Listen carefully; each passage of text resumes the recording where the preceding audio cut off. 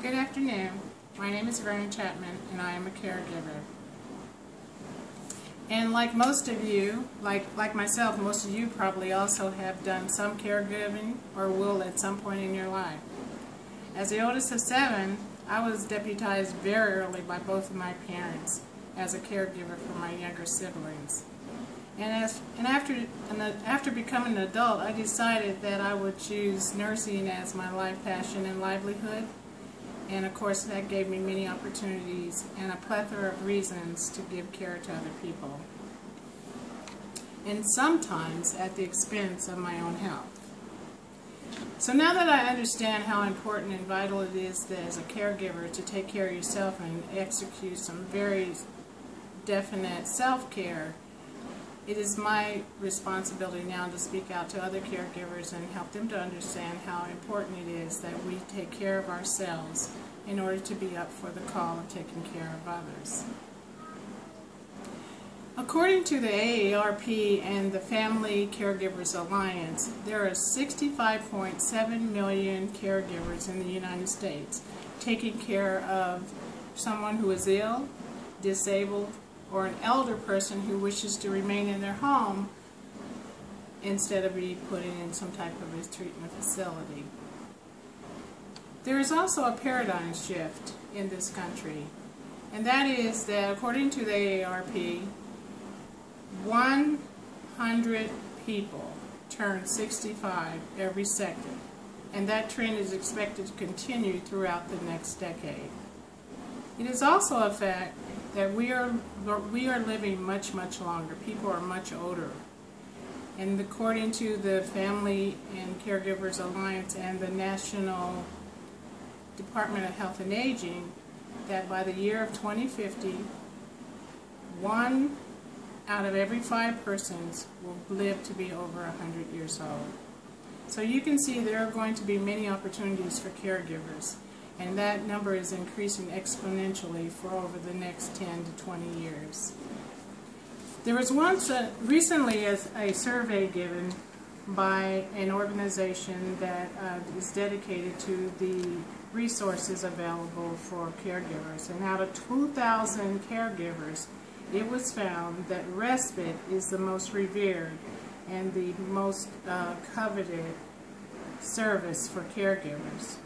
And certainly that is a very important one, and especially if you are a caregiver that's taking care of a family member or a friend and not being compensated, is to be able to have some downtime, an opportunity to get away, a break, and that should be an extended period of time and not just periodically throughout the day. Although having some breaks throughout the day is also vitally important for the caregiver to refuel and kind of get their bearings again so that they can give optimal care.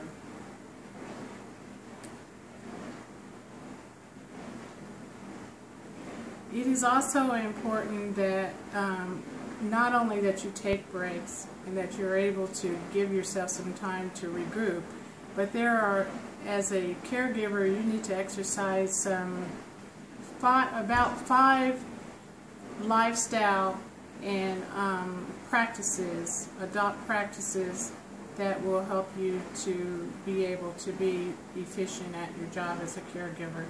And the first one is physically. You need to make sure that you have a baseline physical examination every year. You need to make sure that you follow the medication regimes and treatment regimes that your doctor has directed you to do so. And very importantly, you need to make sure that you are able to get regular inoculations or vaccinations such as tetanus, flu vaccines, and hepatitis B, and also pneumonia shots if applicable or recommended by your doctor. It also is important that you get plenty of sleep, at least 8 hours of sleep, and that you make sure that you wash your hands regularly and do all the infection controls that you were taught in your training.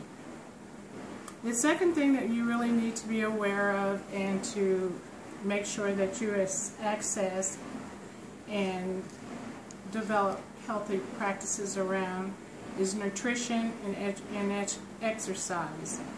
making sure that you eat plenty of energy-loaded foods such as leafy green vegetables, fresh fruits and other fresh vegetables, lean cuts of meat, and grains and lentils. It is also important that you exercise regularly, at least 20 to 30 minutes a day, and alternating between aerobic and strengthening exercises. The third thing that's very important, and this is really important to help us to keep centered and balanced and control, and that is to be able to have a plan and a strategy around spirituality and stress reduction. And in that case, you need to make sure that you find something that works for you. There are many things out there. There's meditation, there's prayer, there's yoga, there's Tai Chi, and all kinds of different ways in which people use to kind of plug into their spirituality and renew themselves, but also a way to reduce stress. Something that will calm you, something that will relax you, something that will help you to restore balance of your energy flow. And everyone has to pick something that is uniquely works for them.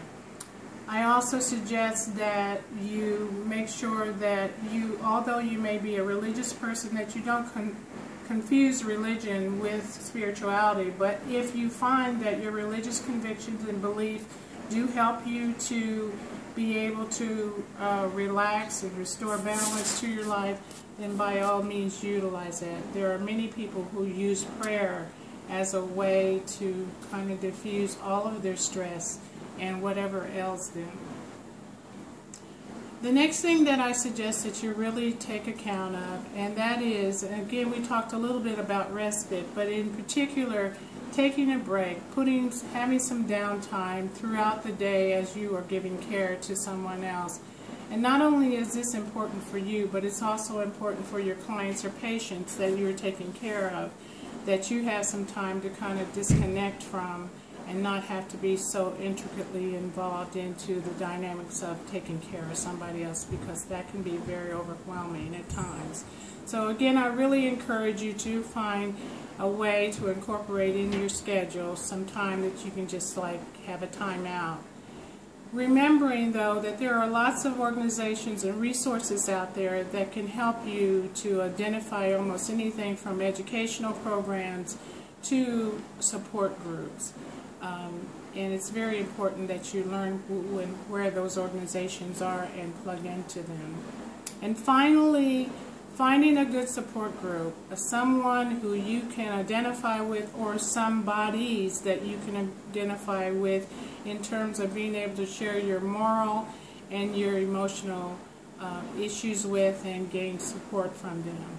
No man is an island, and we all need somebody, and there's certainly power in numbers and solace in numbers, and I would encourage you to seek out that support group so that you can help to have something to bounce off of and someone to kind of help you to strategize in terms of how you can remain efficient and caregiving with tender, loving care. So, in conclusion, I would just like to say, again, remind all caregivers how very important it is that we take care of our own health so that we can be able to provide good caregiving to those that are so dependent.